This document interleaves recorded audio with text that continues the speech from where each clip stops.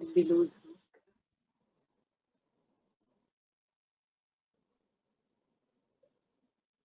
Ma'am, you're on mute. If you, we can't hear anything.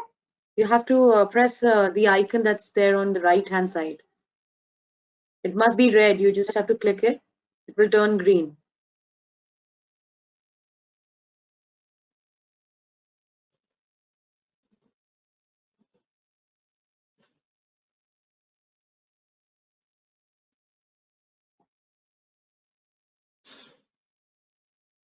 If you press the cursor and that is platform in front of you and turn the screen a bit right, then you will see that mute thing and then you can go about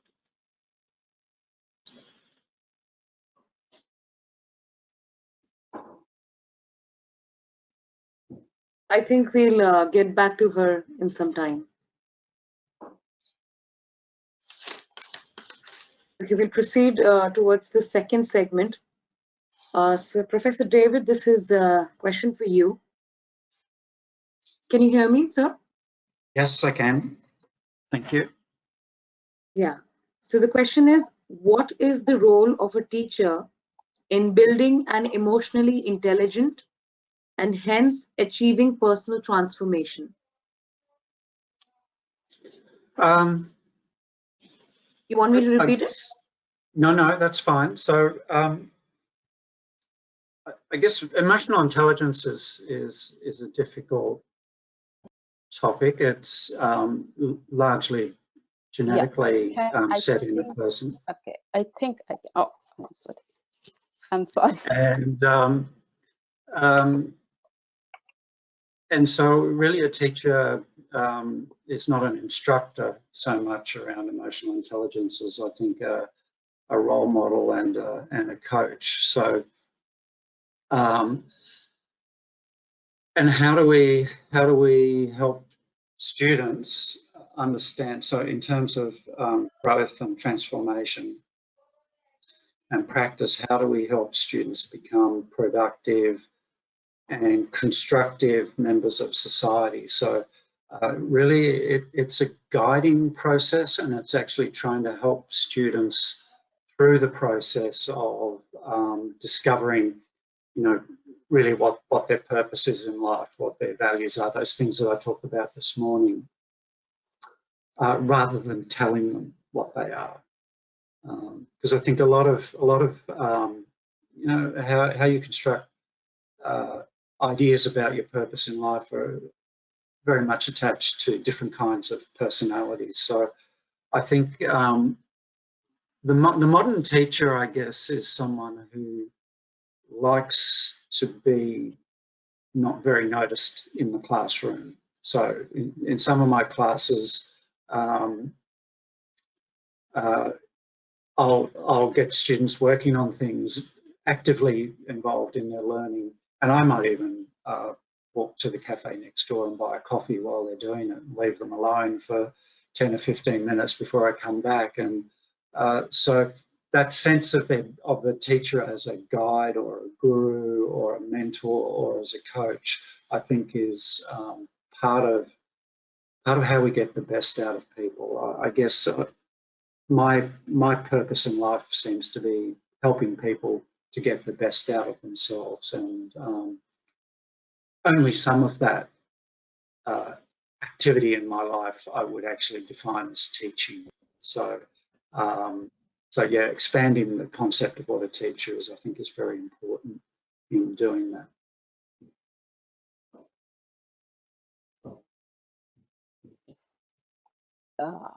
Okay.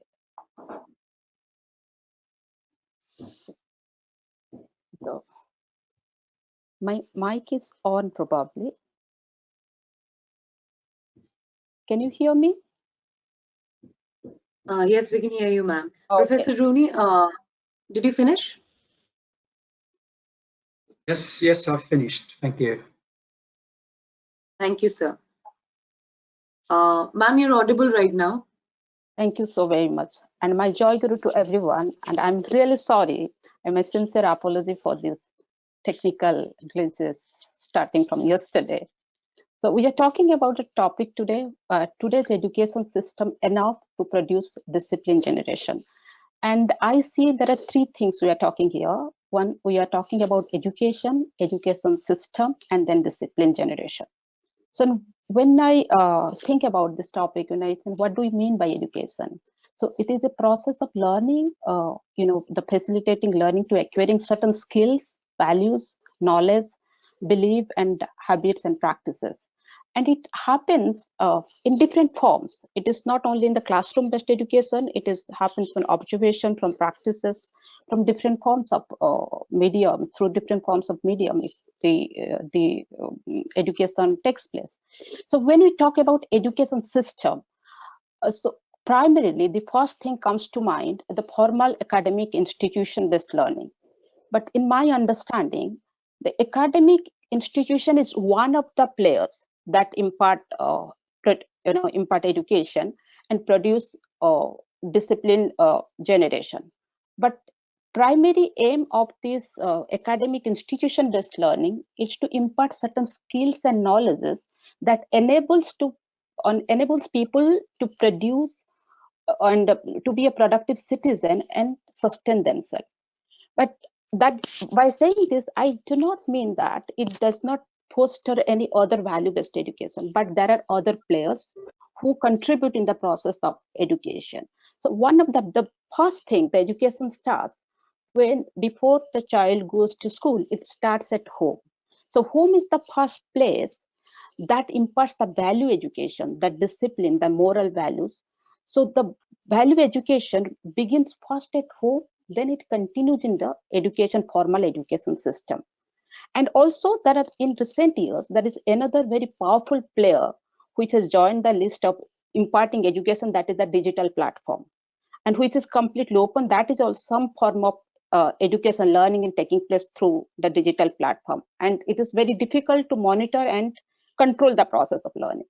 So when we're talking about education system, we just cannot talk about, in my understanding, that only the academic institutions. And when this conference is based on the philosophy of Sri Thakur Anukul Chandra, I would like to bring his philosophy, where Thakur Anukul Chandra says the basic foundation of children's life and children's education sits at home, and it is imparted first by mother.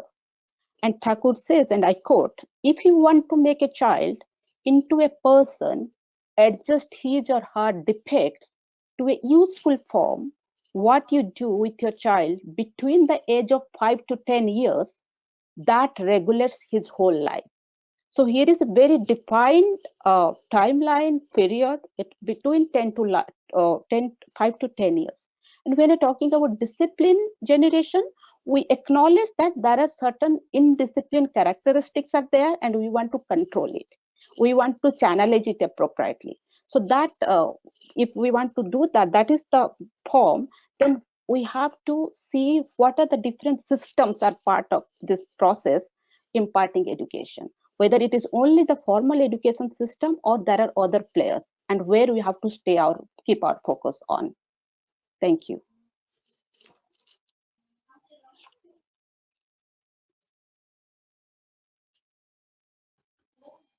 Thank you so much, ma'am. Sharad sir, we have a question for you. Can you hear me? Yes. Thank you. So the question is, the digital age has numerous values to offer. However, it is also a great distraction. How do you think of reinventing the education societies for the digital age, impacting the education system with implications on discipline among the generation? Very interesting question. Thank you very much. In fact, it's a coincidence or whatever. Last time I remember I had gone to India, and then in this management institute of Bhubaneswar, I had given a talk exactly on this same topic, which was a topic, not a question at that time. But in fact, in every school, in every college, this topic is discussed upon, and it's in fact the administration and everyone is looking at this topic quite, I would say, an area to be looked upon. In simple words, you can tell one word: compiling. Then if we go a bit technical and try to make beautiful words out of it, then it's collaborative learning. If we go a bit more technical into it, thinking that you are a management guru, then we shall tell synergy that cuts across boundaries. So, frankly speaking, that in this parameter, time management and delegation, and how to not consider digital education as an obstacle is very important. How much time you should give, because nowadays Facebook is there, Google is there, at the same time your WhatsApp is there. People spend a lot of time on that, but in fact, how far is it useful to bring the discipline, or is it a great distractor, as it was in the question? So time management, delegation, collaborative learning, that what part can bring you that learning and take you towards your ultimate goal. So that correlation of goal, growth, and self-realization is also very much important in the virtual world, because today's era is the digital era. You cannot run away from it. But at the same time, delegating your time and thoughts towards the area which will bring your growth, which will make you realize yourself, and also make your surroundings realize that.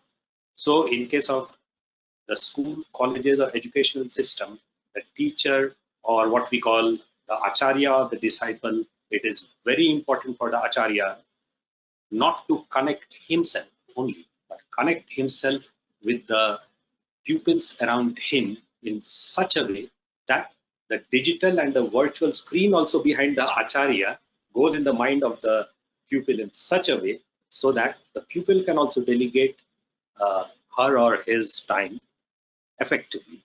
So I would answer it in this way. Quite a wide area, but yes, thank you.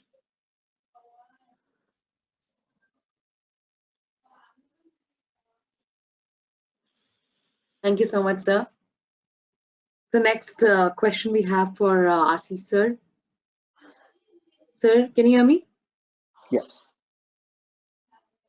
So the question is, what is the significance of Sri Sri Thakur Anukul Chandra in your life? Does the discipleship help you in achieving a better professional and personal discipline life? Absolutely. Sri Sri Thakur was the kingpin in my life, in my being, and my entire becoming, whatever I am today.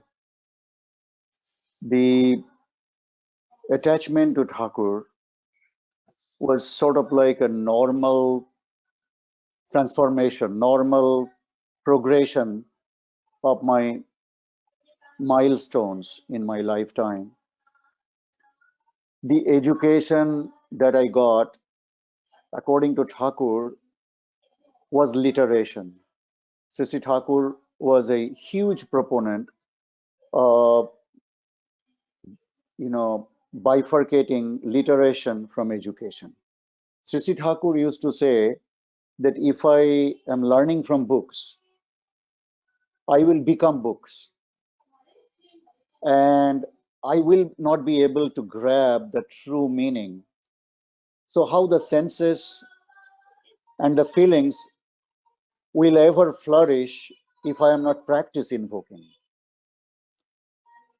By making the master your center, that is very important. It is not important to have only master. It is also important to have a master who I will be concentric to. And another thing is, we need to embrace the acharya or the master of my life before education. We are not supposed to start education without the process of initiation, according to Sri Sri Thakur, because we have initiatives. We have initiatives in schools and colleges to make me so-called educated. Thakur said, you are becoming literated, not educated. Education means a comprehensive composition a very unified approach in a holistic life so that I can touch upon people's lives. That's the purpose of my life. Here in America, we have a crisis of morale. Here in America, we have a crisis of hygienic principles. Here in America, we have a crisis of character and relationship, bonding, love. We have been totally devoid of the good cultural traits that can motivate me, elevate me into the path of divinity. Now, why divinity is important in my life is that if I don't pursue my education to seek divinity in my life, I will just become a machine like a gramophone record. Sri Thakur said, I will become like a gramophone record with a lot of tracks, with a lot of knowledge, but without any feelings. It is only by traversing the sea of knowledge through Acharya or a living master like we have Sri Dada, Parama Pujyapat Sri Dada, our Acharya Dev, we can collect senses from his practice. We can collect wisdom from his practice. So, based on what we have learned from Sri Thakur, is that when I am attached to the ideal, where student may invoke his will to work, when I am detached to the ideal, how a teacher will invoke senses in me, or spirits in me, or the practice of learning in me. Learning, learning, learning. You go everywhere. We have a Kumon in United States. We have digital learning practices and everything. I am not trying to hurt the digital methodology of learning. It surely enhances. I'm sure Monosda will corroborate um, my thought process here because he's from Google. Just like what Google has been transforming us, it has literally transforming us how we react, how we propose, how we want to learn. But that is only will be a gramophone record. In order to infuse the moral senses of education, we must be attached to a guru and definitely subsequently to Acharya Dev, who can orchestrate the feeling, the knowledge, the mechanism of learning, and every other thing. Obviously, Shusri Mother, Shusri Ma, was already telling us Sri Thakur's very explosive thought and wonderful thought about how a child must be taught between the age 5 and 10. Actually, Sri Thakur was a proponent of 6 years. So before 6 years, we have to teach him whatever we want to teach. After that, subsequent to becoming 6 years old, we lost the practice. We lost the gameplay here. So how it has changed my life is, I have 3 daughters. 2 of them are doctors. They are all born here. And I had a huge question to my guru, to my Acharya Dev and my Acharya Parampara, yani the Acharya continuum. I have asked several Acharyas in my life that how would I be able to ever achieve a good parenthood in a country where Pita, Pitridev, or the concept of fatherhood is not known. Sri Thakur used to say, Pitai Shargo, Pitai Dharma, Pitai Topen Nandana, Pitri Priti Chariyane, Shab Devotar Bandana. But our Guru, Sri Dada, he channelized me how to navigate this complex task of how to become a good parent. So one of the things I did categorically is I never wanted to give them set of knowledge. I never bought a book of knowledge for them. Instead, I bought Sri Thakur's work. And I wanted to practice between me and my wife. I wanted to practice Sri Thakur's work. And we have not become a great disciples by doing that, but we have become something that my daughters love me. They cherish me on every morning. And my third daughter, the story of which, if I don't tell you, will be incomplete. She's my youngest daughter, and she's a financial analyst. So her mind always runs around money and something like that. So once I said, Sri Thakur once said that money, money, money, brighter than sunshine, sweeter than honey. So she did not understand the basic meaning of that, and she was almost resisting me. But Dad, how can you run the world without money? I said, no, no, no, you are absolutely right. But in order to achieve the financial liberation from what I am and who I want to be, I need to understand the divine economics. What is divine economics? The economics that can elevate me to the stage of to the divinity. So Sri Thakur said that, and in this life, the way I navigated my little life, I always wanted to practice whatever our Acharya Dev wanted to wanted me to pursue. And the task becomes so easy. Dr. Rooney and Dr. Vigo and Dr. Shing and Dr. Sitaula and Shusrima and Miss Mohan, that the task becomes so easy. I did not have to go through a Library of Congress in United States to go through each ISBN to open up my faculty. He opened my faculty out of love. I am told by my neighbors that they have not seen a kinder or gentler neighbor in their lives. How it has been achieved, I'm just giving you an example. I am ashamed to speak in this forum with all these 6 panelists who are way ahead in the game in life, who are way ahead in perceiving what education is. I am like not even touch the ladder. Forget about stepping on one of the ladder stairs.